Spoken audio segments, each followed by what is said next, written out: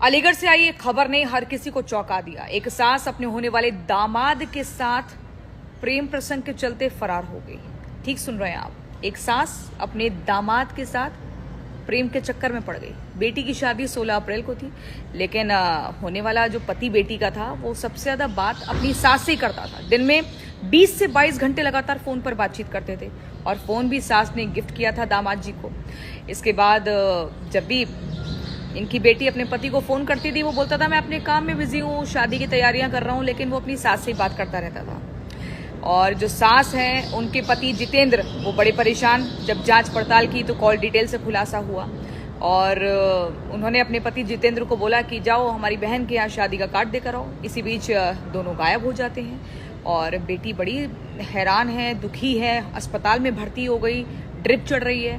कह रही है कि अपनी माँ के लिए कह रही है कि मुझे तो बिल्कुल नफरत हो गई है, भाड़ में जाएं, मुझे बात नहीं करनी है। लेकिन जितना पैसा वो लेकर घर से गई हैं वो उसे वापस दे जाएं। घर में जितना 5 लाख रुपया कैश था, 3.5 लाख रुपये कैश था और 5 लाख रुपए की ज्वेलरी थी, सब लेकर फरार हो गई दामाद जी के साथ। और पुलिस ने जब इस मामले को दर्ज किया, जांच पड़ताल की, तो लोकेशन मिली उत्तराखंड के रुद्रपुर की।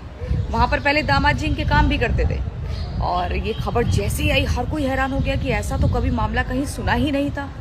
अब जब जितेंद्र ने अपने दामाद जी को कॉल किया तो पहले तो वो इधर उधर की बातें करता रहा। फिर जब उससे बोला कि भाई कहाँ है तुम्हारी सास, तो उसने कहा हाँ वो मेरे साथ ही है, बहुत हो गया तुम्हारा, 20 साल रह लिए, अब वो मेरे साथ रहेगी और तुमने उसको बहुत परेशान कर लिया।